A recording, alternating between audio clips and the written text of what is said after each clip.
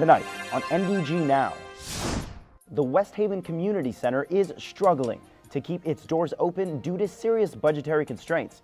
We extended ourselves too far. The center that prides itself on its after-school program for low-income kids is dealing with an outstanding debt to the city, causing problems in more ways than one. Concerns over safety in taxis is increasing after 4 recent reports of sexual assaults by taxi drivers in NDG. The Montreal police have advised women to take extra caution while riding in cabs.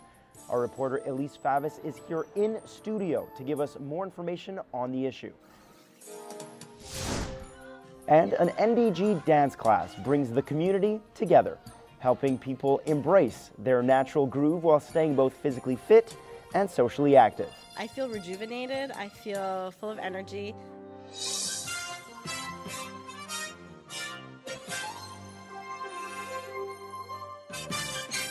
Good evening, I'm Alex Melky. The West Haven Community Center has given NDG residents peace of mind for over 40 years by offering social and recreational programs for those in need, but it can barely keep its doors open. Just 9 months into the year, and the center has already spent its entire $75,000 budget. The budget is always made with the city before summer camp starts, and we had a new coordinator who was very experienced and we thought could handle the job. It was basically, there was employees working hours that we'd never work. Staff is currently working for free and rallying against closing the center, which would burden parents who rely heavily on its programs. Now, before the school year started, the borough suggested that the center not reopen until all financial issues were resolved. It was hard to kind of wrap our minds around the fact that it could close or it should close for a couple of months. So that was really how it happened. It was just kind of quick decision. Can't happen, can't do that, we gotta find a way. The board of the center did consider a temporary shutdown, but felt it would be too much of a burden on parents who depend on the afternoon school care. We have donations regularly now. Like we have even people that you know that they can't afford to give much, but they're doing the best they can. The board will reassess the financial situation in January, but for now, they're focusing their efforts on obtaining donations and recruiting volunteers. The budget of the Centre de Santé et de Services Sociaux de la Montagne in Côte-des-Neiges is going to suffer a nearly $1 million cutback. At least 17 jobs are expected to be eliminated. Our reporter, Gabriela Muzacchio, is here in studio to tell us more. Gabriela, thank you for joining us. Thanks for having me, Alex. Okay, so, what can you tell us about this budget cut? Okay, so the implementation of Bill 10 is leading to budget cuts across the board for healthcare entirely. So this means a loss of readily available professionals, which in turn means a loss of practitioners, but for the same amount of patients. Okay, now what kind of jobs can we expect to be cut? Well, we know for now that at least 17 jobs will be cut, and this is according to the Fédération Interprofessionnelle de la Santé du Québec. So this ranges from physiotherapists to nurses to first responders to dental hygienists to physiotherapists, so it's a pretty big cut. Okay, now what's the biggest cause of concern for local residents? Right now, the biggest cause for concern is a loss of affordable health care for people in the area. So these cuts to funding are lowering all kinds of services available, in turn not giving affordable health care to people in need in the area. Wow. All right. Thank you for joining us, Gabrielle. Always a pleasure. HEC Montreal has wrapped up its edible forest for the year, but the project has just begun to put down roots. Marie-Josée Kelly has the story. This September, HEC Montréal opened its first edible forest. Planted directly on campus, the project was realized in collaboration with Les Amis de la Montagne, Tree Canada, and Evergreen. The forest offers a variety of herbs, fruits, and vegetables, including mustard, goji berries, and rutabagas. It represents the first phase of Hectare Urbain, a greening initiative aiming to reclaim all available rooftops and open spaces on school grounds. While the garden's gates have recently closed for the winter season, Karine Navalis' idea has been growing over the past year. In late May, we inaugurated the gardens and began planting. Hectare Urbain's first site is a 60,000 square foot terrain. We planted nearly 85 different species of plants, and the objective was to create an edible forest for students and community members alike. Part of their mission is to educate the HEC community on issues surrounding sustainability and on maintaining biodiversity. Jacques Fortin is an outgoing professor at HEC and the founder of the project.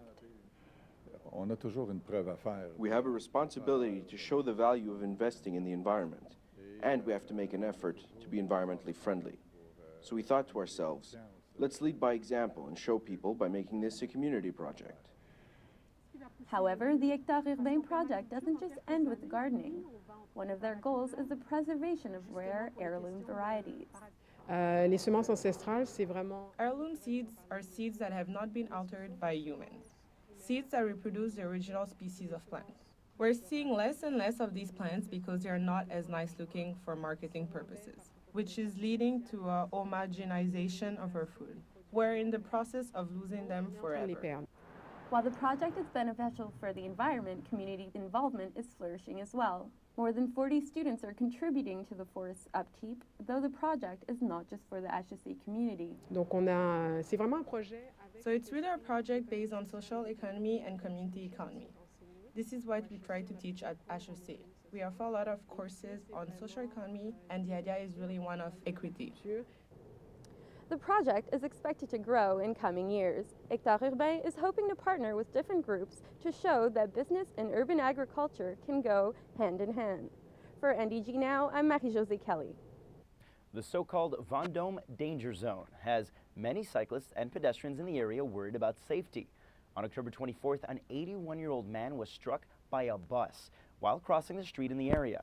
With no designated bike path, cyclists are forced to share the roads with buses, making it difficult to move in and out of the zone. A temporary protected bike path was planned for the end of this year, while a permanent lane was set for a spring debut. City officials and the STM have since delayed the plan, citing danger for pedestrians as a reason. With the new MUHC hospital slated to begin accepting patients as of April 2015, the ANDG Cyclist and Pedestrian Association is worried about an increase in the amount of traffic in the area. We spoke with Jeff Stube, a member of the association, about the group's demands in light of the delay. We're demanding now that the city put in a first, at least temporary phase of the protected bike path by April to accommodate the changes in that area. I mean, just at a time when the hospital is going to be opening, construction on the Turcotte interchange is just getting started. It's a critical time, and we can't not make progress on this bike path when the STM is predicting that there will be a 45% increase of users to the Vendôme station. With winter just around the corner, the group hopes that pylons or cement dividers will be set up to provide bikers with a designated area reserved for cycling. Concern over safety in taxis is increasing after 4 recent sexual assaults in taxis in NDG. The Montreal police have advised women to take extra caution while riding in cabs. Our reporter Elise Favis is here in studio to give us a little bit more information on the issue. Elise, thanks for joining us. Thanks for having me. Okay, now, can you give me any details about these cases? Of course. Well, in these cases, the victims hailed cabs downtown and were driven to the NDG area. Now, in Montreal, there have been 17 sexual assault cases in this year alone relating to taxis. Now, the police believe the sexual assaults that occurred in NDG may be by the same attacker, yet that's still to be confirmed. It's also unsure which cab companies are affiliated with these attacks, since the victims were unable to recall which cab company cars they hailed. Wow. Now, is there anything women can do to stay safe while taking a taxi? Well, the police have advised that women do not take a taxi alone and that they limit their alcohol usage. Now, these statements created an angry buzz on social media because Montrealers believed that it was blaming the victims instead of looking at the problem at hand. Now, the police have also suggested that women keep a phone handy and text a friend if they feel uncomfortable, or even snap a photo of the driver if they can. Julie Michaud from Concordia's Gender Advocacy Center, she believes what's needed is more advising and training for cab drivers. To reduce these risks, there could be alarm systems or even security cameras placed in taxis. Okay, now is there any kind of background check done on the cab drivers themselves? Well, there should be, but for many cab companies in Montreal, criminal background checks are not being enforced. If you look at provincial law, it prohibits anyone who has committed a crime in the last 5 years to receive a taxi permit. Now, Montreal police have conducted an investigation which revealed that these screenings were not being done on, or only being done on cab drivers that worked with the handicapped, the elderly, and children. Okay. Now, is there anything being done to help resolve this issue? Quebec Transport Minister Robert Poetti has promised that he will look into the issue and make sure that the screening process is enforced. Wow. All right, thanks a lot, Elise. Thank you. Okay. Winter is coming, and if you're looking to keep in shape, you may want to try on your dancing shoes for size. A dance class offered in NDG wants the community to embrace their inner talent while staying fit and healthy. Our reporter Natalie LaFlamme has more.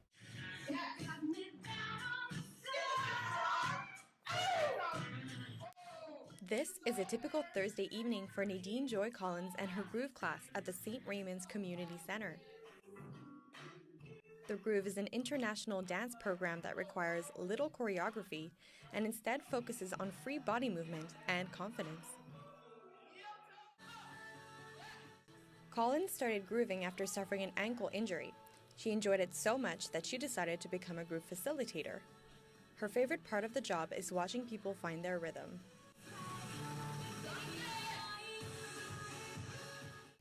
You know, sometimes if they're new, they start off like, you know, kind of in themselves and they're thinking about it a lot. And then after, you can see them just like, you know, like using all that space and just adding their style and personality. And that's what I get out of facilitating groove. So, how much coordination is really needed? I decided to put that to the test, getting in on the action myself. I'm definitely no Gene Kelly, but I had no trouble keeping up. The lights are dimmed to create a comfortable atmosphere, and the steps are easy to make your own. You can feel the energy flowing through the room. People of all ages can take part because everyone moves at their own pace, something groover Alexandra Burns found very helpful. I feel rejuvenated, I feel full of energy, and you just feel relaxed and happy with what you ended up being able to do in the class. There's no denying that dance is a great way to stay active and healthy. It's also been proven to improve social well-being. That's the focus of the study being done by the Concordia Perform Center. They're doing this in collaboration with Les Grands Ballets Canadiens de Montréal. Alida Esmail is the study's main coordinator. They are looking at how dance can impact the aging process. Again, with the aging process, it's not only your physical capacity that declines, it's really your cognitive ability, your mental functions, all of that. And dance, by nature, is something that can really incorporate those two aspects into one physical activity. Back in Collins's class, groovers are done working up a sweat. It's time to switch off and unwind. And after all that hard work, they deserve the break. For NDG Now, I'm Natalie LaFlamme. We've all been there, waiting in long lines in the cold or running for a bus just to have a stranger cram themselves into your personal space. If you've taken the 105 down Sherbrooke Street recently, you know how overcrowded it gets at rush hour. Karen Ernatowski, a community organizer with the NDG Senior Citizens Council, started a petition so that the STM would add more buses to that busy line. She herself had a herniated disc just a few years ago, and standing on the bus was difficult for her. It tends to be the people with less visible disabilities that have more trouble getting a seat on the bus. They're less likely to be offered a seat. And standing on the bus was excruciating for me. But I didn't have gray hair, and I didn't have a cane. Nobody offered me a seat. Now, the STM announced they would be adding 4 new buses to the route, saying that, but some people say that's just not enough. City Councillor Peter McQueen, who participated in the demonstration, thinks elderly people should have the right to sit on the bus. An old person gets on the bus, there's never a seat. It's not a case of occasionally they might not have a seat or somebody, you can't even, it's not even an issue if somebody said even if you wanted to give up your seat for an old person, it's also jammed in and nobody could move to get to the seat or something. You know, that's how bad it is on the bus in the morning. So it's completely absurd. Despite the increase, the 105 bus route is still short nearly 30 buses from last year's count. NDG residents' repeated pleas for more service on the overcrowded bus line hasn't achieved the desired outcome quite just yet. Well, that's going to be it for tonight's live edition of NDG Now, your source for the only news that matters in NDG. I'm Alex Melky, and from all of us here in studio, good night.